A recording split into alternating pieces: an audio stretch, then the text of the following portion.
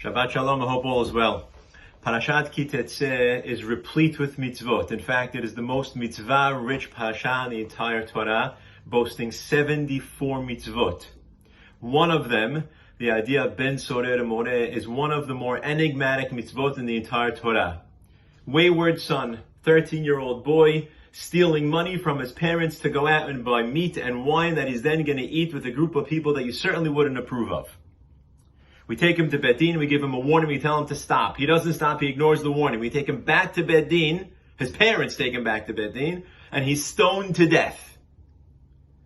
Why? Says Rashi Neherag al Shem Sofo, he's killed because of what we anticipate the end being. It's a mind-blowing concept. We're going to kill a 13-year-old boy. His parents are going to kill their own 13-year-old boy. Perhaps that question alone is why the Gemara says that this mitzvah never happened and never will happen. It's theoretical.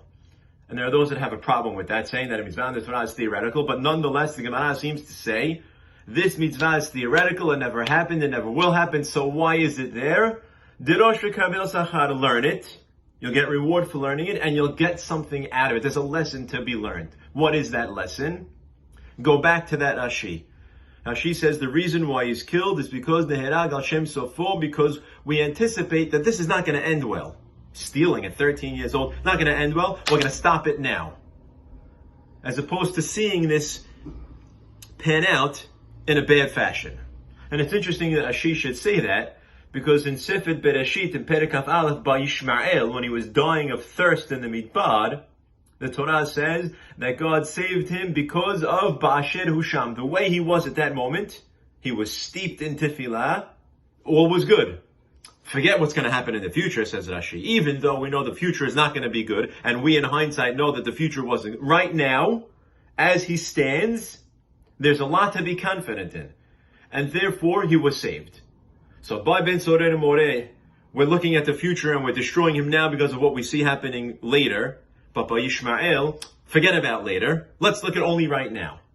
How do we harmonize that inconsistency? And how does that have anything to do with the lesson that I learned about ben sorer moreh? I think the answer lies in one word, and that is beginnings. Ben sorer moreh, this 13-year-old boy, just became a man. This is the beginning of his life of Judaism, of manhood. And this is how he's starting. He's stealing money to buy meat and wine that he's going to eat with a group of people that you certainly you wouldn't want your kids hanging out with. This is not going to end well. The beginning here it's broken. The beginning is weak, it's inconsistent, it's unsure, it's indicative of what is going to come, and that is not looking like a very pretty picture. Which is not the case by Yishmael. It's true that the end may not have turned out the way we wanted, but look at the beginning. At that moment in time, when he too was a young boy, there was a lot to be positive and confident in. That beginning was a very strong beginning. So forget what you think is going to happen. Right now, if I had to bet on where this is going to end, based on the beginning that I'm seeing right now, this is something to invest in. Ben sorer moreh, you want me to invest in this based on this beginning, this weak, broken beginning? Certainly not something I have confidence in. And that's the message of the Torah. It's simple and profound at the very same time.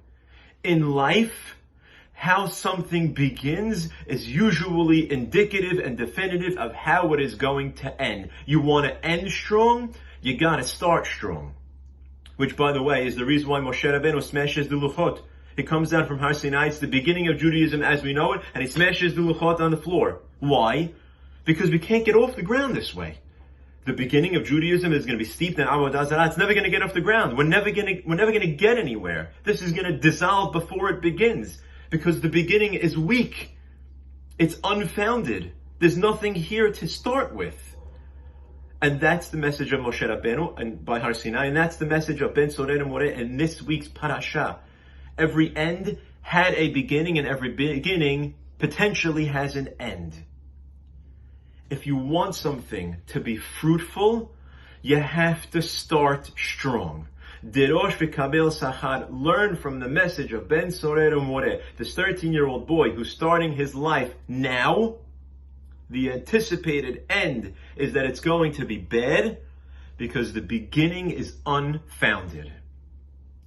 And it's a perfect lesson for this point in time. We just celebrated Rosh Chodesh Elul. Rosh Hashanah is in a few weeks, believe it or not. We're going to start fresh. And I think you would agree we could all use a fresh start, particularly after the last number of months. And we look at the new year and we all have things we want to change and things we want to do and ways we want to grow. The only way those things are going to come into fruition is if we start strong. You have to jump in 100%. If you're ambivalent, if you're unsure, if you're inconsistent, if you're not strong, it's never going to happen. Every end had a beginning. Make that beginning meaningful so that you can see the end that you anticipate. Shabbat Shalom.